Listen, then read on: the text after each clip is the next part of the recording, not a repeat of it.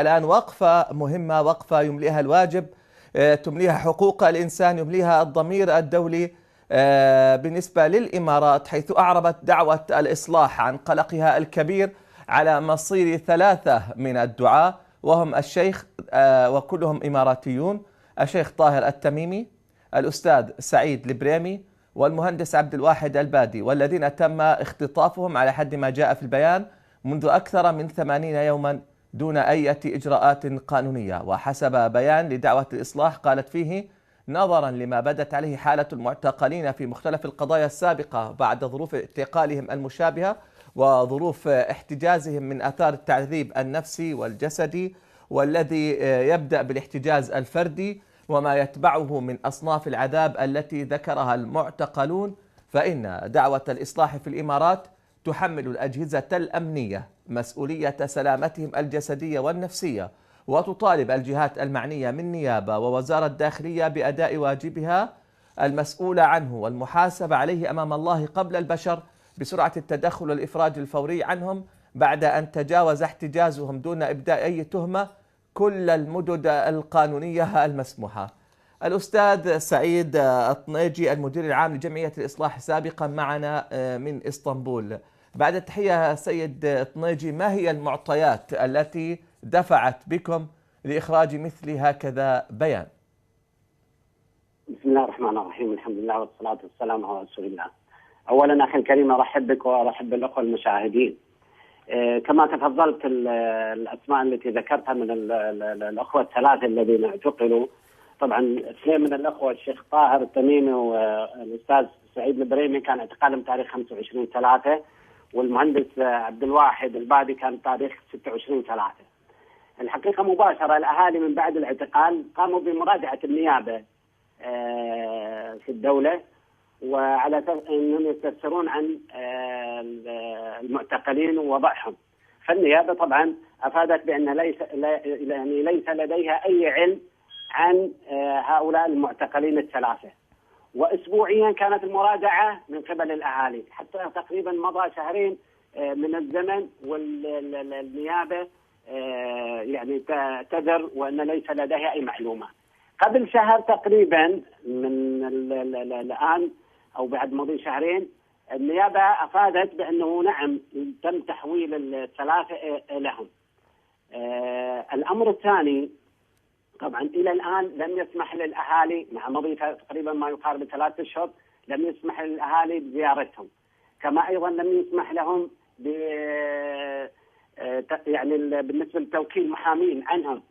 وحتى التهمة الموجهة حتى الآن الأهالي لا يعرفون عن هذه التهمة الموجهة.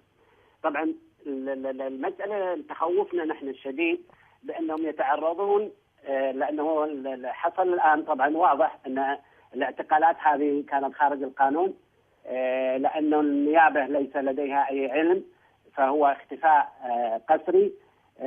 تخوفنا الشديد أنهم يتعرضون مثل ما تعرض المعتقلين الفترة السابقة، يعني اللي هم صارت لهم محاكمات بعد ما خرجوا من فترة السجون الانفرادية، أفادوا للمحكمة بأنهم تعرضوا للتعذيب.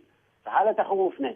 الشيخ سعود كليب أحد المعتقلين أيضا اللي قبل الأخوة الثلاثة هؤلاء، بعد ما خرج من الزنزان الانفرادي وحول إلى السجن، أفاد بأنه تعرض للتعذيب. فتخوفنا الشديد من أنهم هؤلاء الثلاثة أيضا مصيرهم مصير. طيب ما هي آخر المعلومات عنهم؟ يعني ما هو مصيرهم الآن؟ ما هي آخر أوضاعهم؟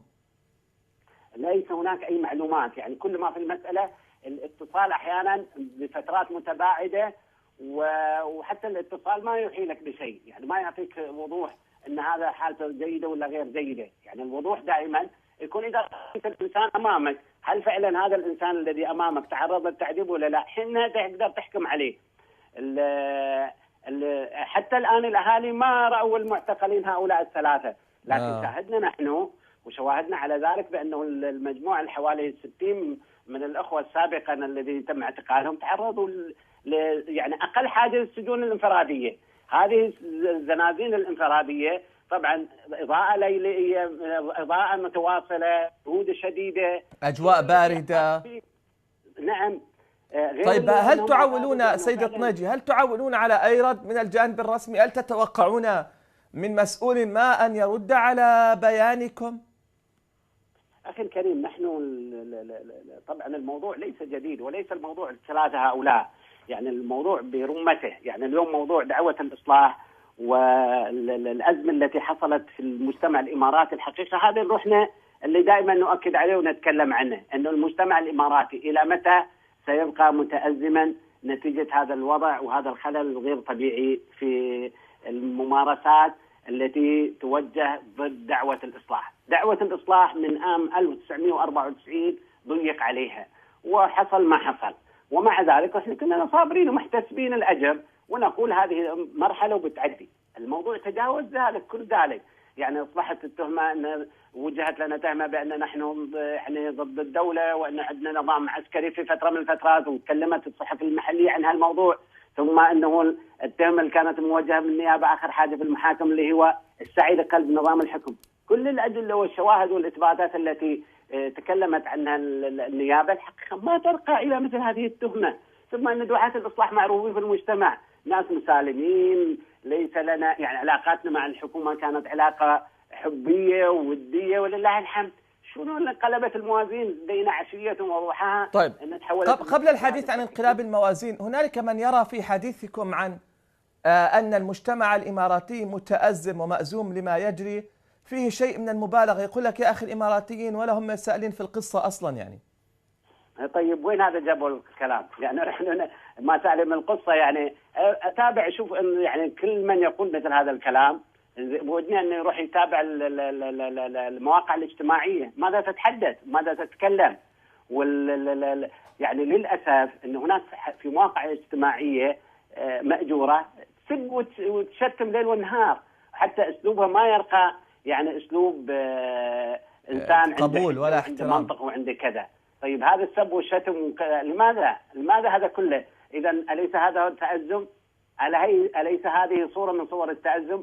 ثم هل أحد عمل استبيان زين وجاء لنا بنتيجة حقيقية وفعلية قال لا المجتمع الإماراتي ما ناشد عن هالمسألة؟ ديك الساعة نقدر نتكلم ونحتكم إلى الصورة ونقول فعلا أن المجتمع. طب ما هي خطوتكم التالية؟ يعني اليوم أنتم أصدرتم بيان وعلى الغالب يتوقع أن لا يكون هنالك أي رد رسمي على بيانكم، ماذا ستفعلون؟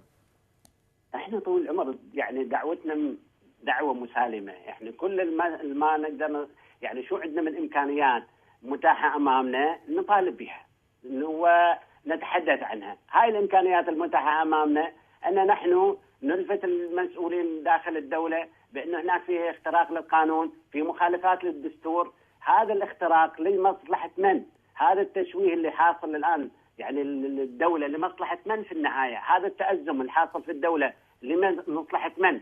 لا شك أنه في نهاية المطاف أظن أنه سيكون هناك من العقلاء من يتدخلون في نهاية المطاف، ونحن محتسبين الأجر عند الله تعالى أولا ابتداء وانتهاء، ونعلم علم اليقين أن هذا طريق الدعوات إلى الله تعالى. كل إنسان يتبنى الدعوة إلى الله تعالى لا بد أن يصاب فيها. طيب. في هذا الطريق. هنالك جلسة للمحكمة منتظرة بداية شهر 7 وقبل حلول شهر رمضان المبارك. كسؤال أخير، هل تتوقعون انفراجا في الأزمة قبل حلول شهر رمضان مع الجلسة القادمة للمحكمة؟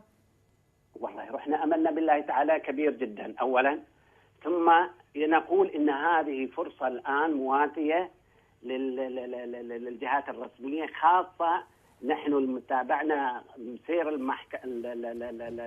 المحكمة فما وجدنا أدلة ترقى إلى مثل هذه التهمة. فنقول الآن نحن عندنا فرصة تاريخية لإعادة اللحمة ولإعادة الوضع الطبيعي داخل البلد، وإلا إذا رحنا يعني فاتت مثل هذه الفرصة فراح يبقى الوضع متأزم وراح يبقى الأمور على ما هي عليه، ونحن ما نأمل ذلك ولا نتمنى ذلك. نحن نتمنى أن الأمور تكون إيجابية وفي صالح البلد وفي صالح الوطن، وأن الأمور ترجع كما كانت عليه سابقا، وهذا أملنا بالله تعالى ابتداء وانتهاء.